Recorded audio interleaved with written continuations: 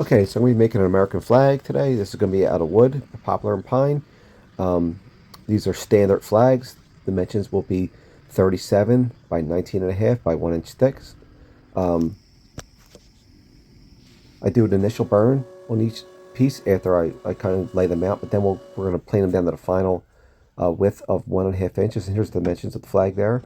Um, there's also websites that give you dimensions of different size flags. So right here is pretty vital. We're going to mark out our union, the front end of it, and this is important because this has to line up when you do your glow up, which you'll see later. So that's what we're doing. We're laying the flag out. We're going to put our razors in because we're going to start getting ready to stain it now, and this helps from bleeding from the stains, red and blue, from mixing into each other. It just kind of gives you a line, and also that line also is where when you do your glow up, to make a perfect straight union, you want to make sure these lines are good. And you can notice where the union stops and ends. So that's all we're doing here. We're going to lay the wood out. We're going to alternate between poplar and pine. The pine will be our white stripes, and the poplar will be our red stripes. And the union is obviously going to be blue. We're going to be using stain. The red is going to be a mix between an acrylic paint and a stain. I do like a stain on the bottom. Then I do a little acrylic paint mixed with water, just to give a little darker color. And the blue is just a navy blue stain varithane that was mixed and tinted. So that's all we're doing here. We're just going to brush it on, take our time here. Where I like to do the edges too, in case we have any, wood that pops up. It will look like a flat piece. You won't see the wood color.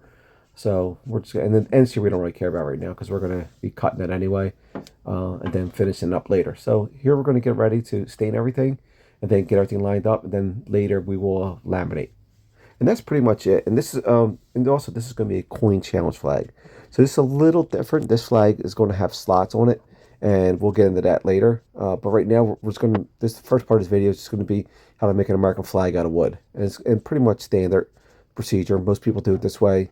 I learned from other people for YouTube, and I don't do a lot of these, but I have a certain customer that likes me to make a few of these for them a year, and they do the coin challenge. All right, so let's stain these things and get them ready to go.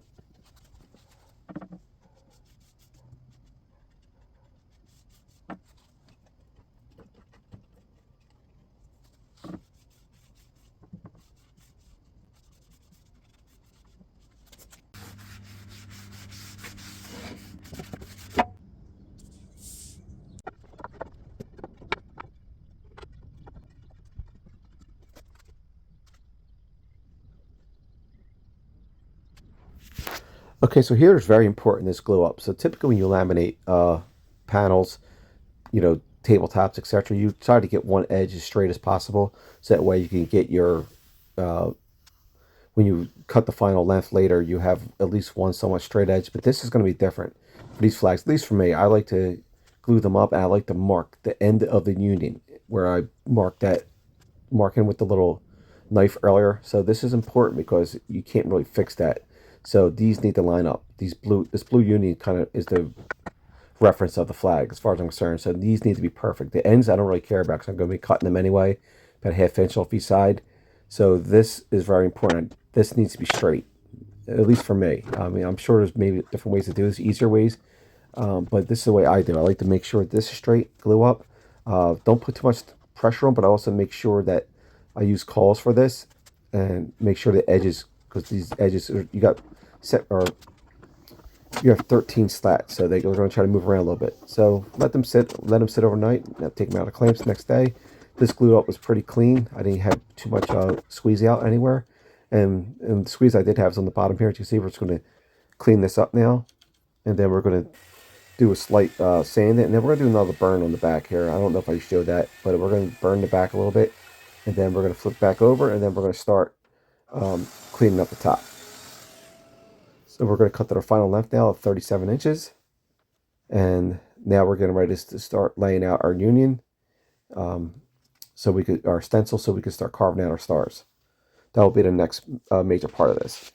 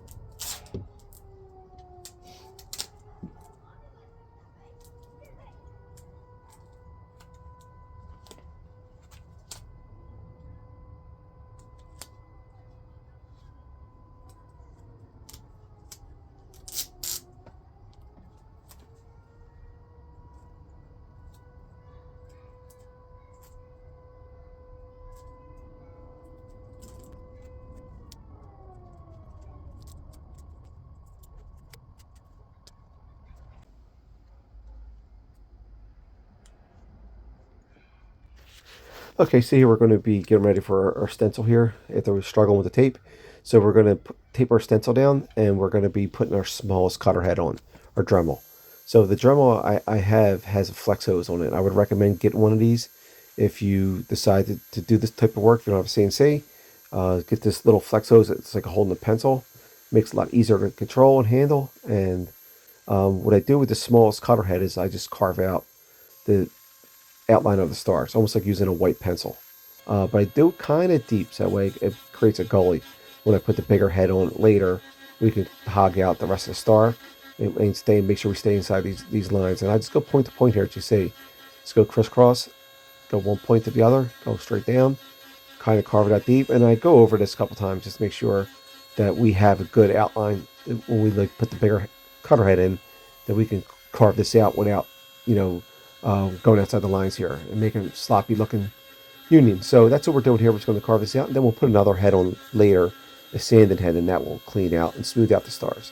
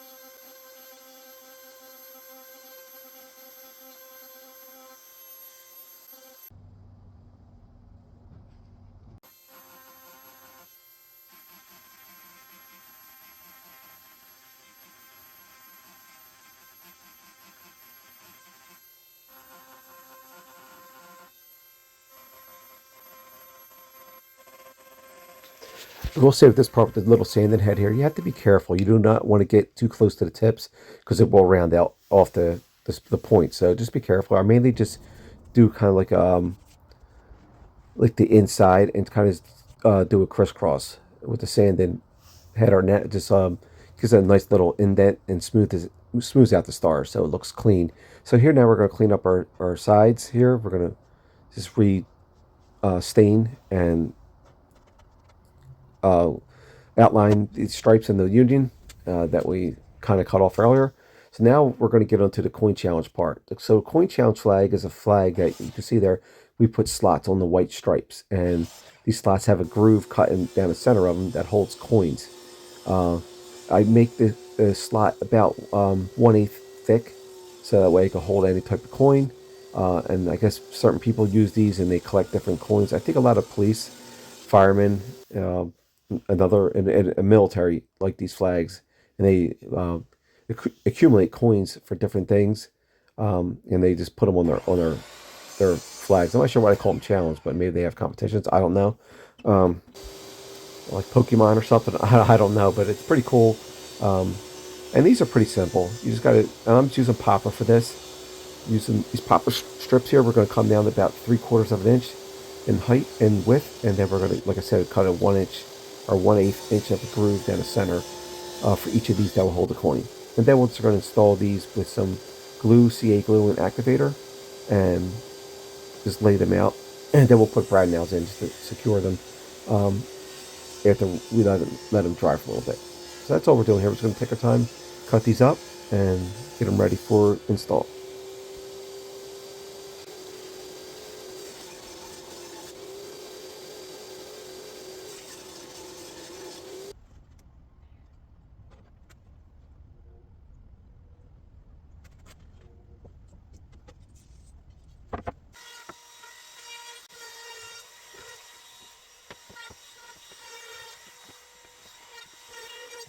Okay, so now we're going to clean these strips up. We're going to sand them, and we're going to put a chamfer on to soften the edges on the front side of these. And then we will, like I said, we're going to use Type Bond 3 glue and some CA glue and activator to secure these, because it's really hard to clamp the smaller strips since they go from the center, or slightly heavier than the center of the flag to the end. So it's kind of hard to clamp these. So I like to use CA glue. It kind of holds them in and clamps, acts as a clamp.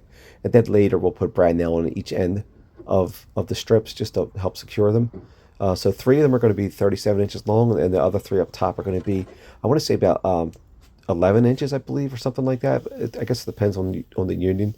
But you're going to just kind of eye it up and just go from the tip of the union to the end of the flag on each three of the top white strips, and then the full length on the bottom three. And that's all this is doing. It's just a little platform to hold coins.